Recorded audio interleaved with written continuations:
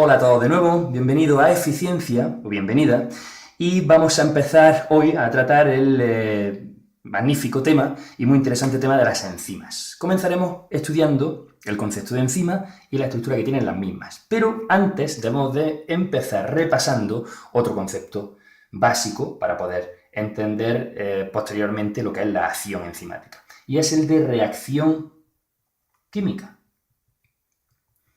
Una reacción química a mí me gusta definirla de un modo muy sencillo, como un fenómeno en el cual tenemos una serie de moléculas que se llaman reactivos o sustratos en el metabolismo, que, digamos, tienen una reordenación de su átomo, es decir, esas moléculas son un conjunto de átomos que están unidos mediante enlace químico, están ordenadas de una determinada manera.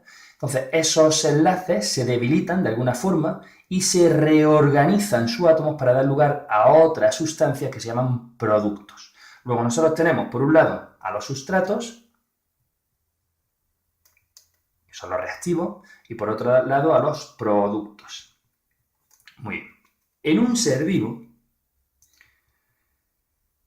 ocurren constantemente miles de estas reacciones. Vamos a escribir esto aquí. En un ser vivo ocurren miles de reacciones constantemente. Vamos a escribir esto para que seamos conscientes de la importancia que tiene el metabolismo. De hecho, el metabolismo es la base química de la vida, ¿no? El metabolismo. Bien, en un organismo, supongamos que se tiene que obtener un determinado producto a partir de un sustrato y vemos que en ese organismo se obtiene esa cantidad de producto en 0,1 segundo. Estoy poniendo un ejemplo para que entendáis ahora lo que voy a decir a continuación.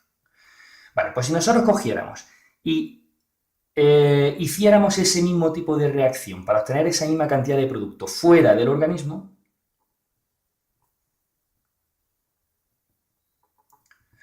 podríamos medir que tarda 10 minutos, por decir algo. Es decir, mucho más. ¿Por qué ocurre esto? Bueno, pues evidentemente tiene que haber algo que esté afectando a la velocidad con la que ocurre la reacción química en concreto, esa que estamos viendo. ¿De qué factores depende la velocidad de reacción? Pues de un montón de factores. Voy a citar aquí algunos, por ejemplo, de la concentración de sustrato. A más sustrato, a más reactivos haya, más probabilidad de encuentro entre los diferentes sustratos y de que ocurra la reacción. Depende de la temperatura. A mayor temperatura, más movilidad de las partículas en disolución y más posibilidad también de reacción. Depende de que exista disuelto en ese donde está ocurriendo la reacción un catalizador,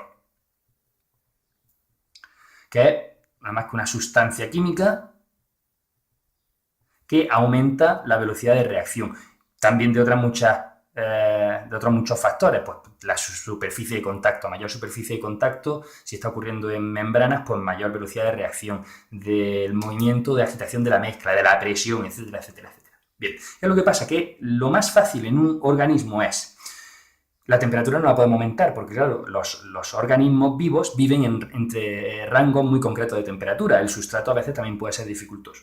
Bueno, un catalizador, la adición de un catalizador, una sustancia química que aumenta esa velocidad de reacción, sin embargo, sí es algo muy útil y es lo que va a ocurrir en la mayoría de las reacciones metabólicas, porque ese catalizador se caracteriza porque aumenta la velocidad de la reacción. Y algo muy importante, no participa directamente, no participa de, o en, perdón, en, ¿dónde he dejado mi borrador? No lo encuentro, bueno, vamos a utilizar este de color rosa. A ver, aquí, no participa en la reacción. ¿Qué significa eso? Pues que no es producto y, por supuesto, no es sustrato.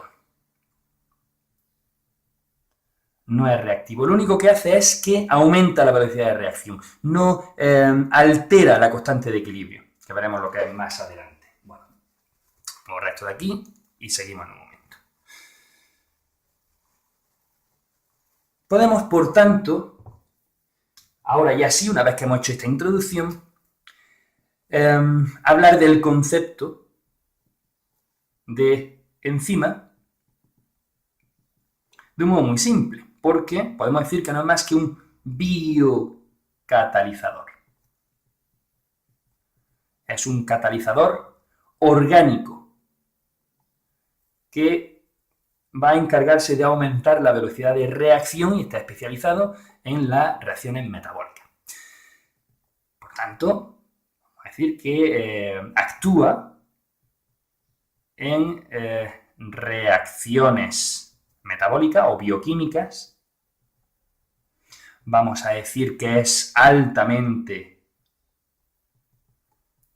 específico. Cada enzima va a actuar en una determinada reacción y no en otra, actúa sobre un sustrato determinado y no sobre otro, y van a tener una naturaleza orgánica, en concreto proteica. Hay una excepción, como la excepción de los ribocimas, pero son muy poco comunes. La grandísima mayoría son proteínas o proteínas y algo más, como vamos a ver ahora. Bueno, vamos a estudiar ahora sí su estructura. La estructura de los enzimas. Tenemos enzimas que solamente tienen una parte proteica, son todo proteína, solo proteicas. Enzimas que son solamente proteínas. Pero también hay enzimas que tienen una parte proteica que se llama apoenzima, que es, como digo, la parte proteica, y una parte no proteica que se conoce como cofactor, si es inorgánico. Son generalmente iones metálicos. Y también tenemos a los coenzimas, que es esa otra parte de la enzima no proteica, pero que es orgánica. Y es lo que nosotros llamamos vitaminas. Son generalmente vitaminas, cuando esa parte no proteica es orgánica. Vamos a hacer un pequeño dibujito aquí para ver. Una enzima compuesta de apoenzima más cofactor o coenzima tendría esta parte. Vamos a ponerlo aquí, así. Proteica, que sería el apoenzima.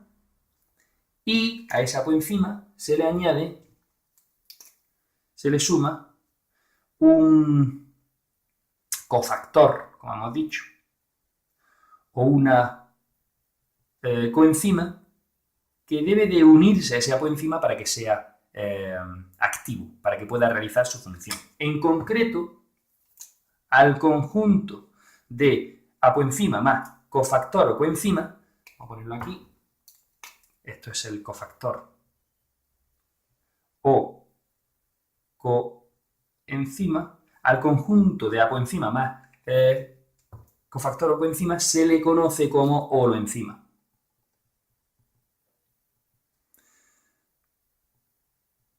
Y el holoenzima, vamos a dibujarlo aquí ya completo. Entonces tendríamos ya aquí, sería este, voy a poner aquí un buen dibujillo, vamos a agrandarlo. Tendríamos a ese apoenzima al que se le ha unido ese cofactor, ¿no? Vale, pues entonces, en conjunto esto sería el holoenzima.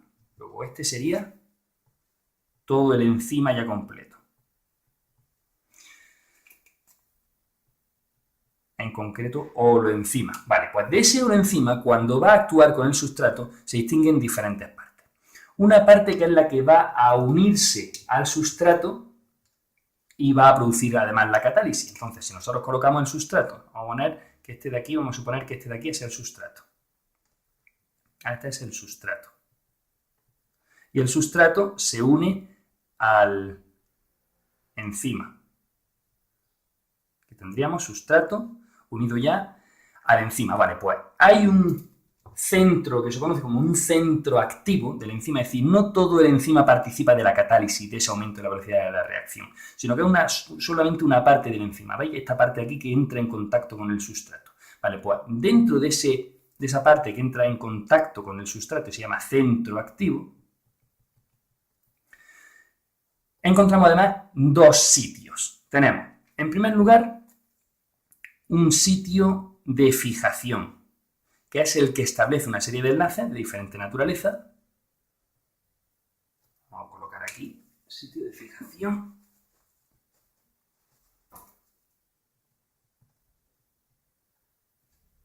Sitio de fijación, que se une al sustrato, y un sitio catalítico, que es el que va a producir esa catálisis, va a facilitar que ocurra esa reacción. Sería el sitio catalítico. Vamos a ponerlo, vamos a dar aquí una revuelta, así.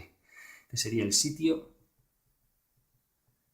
catalítico. Luego el centro activo está constituido de este sitio de fijación y de ese sitio catalítico. Bueno, pues eso es todo. Hemos hablado un poco de una introducción en cuanto a reacción química, hemos visto el concepto de enzima con algo más de información y nos hemos centrado en la estructura de los enzimas existentes en general. Eso es todo.